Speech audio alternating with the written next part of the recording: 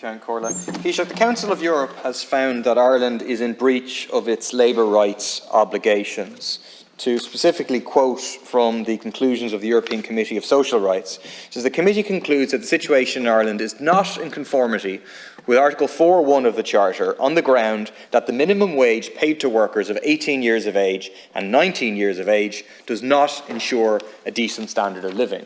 What they're referring to specifically is the scandalous situation of so-called sub-minimum rates of pay, whereby employers are legally permitted to pay young people even less than the inadequate minimum wage. Those 17 and under can be paid 70%, less than €8 an hour, 18 can be paid 80%, and 19-year-olds can be paid only 90% of the minimum wage. I want to ask the Taoiseach whether the government will be taking the opportunity this week to rectify that situation by allowing our bill to abolish sub-minimum rates of pay to ensure pay equality for young workers passes through second stage in the Dáil tomorrow.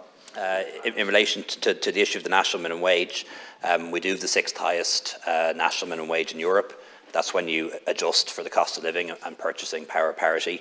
The increase this year is 7.8%, ahead of the rate of inflation projected for this year. When it comes to sub-minimum youth rates, as Minister for Enterprise, Trade and Employment, I wrote to the Low Pay Commission last year asking them to give consideration to this.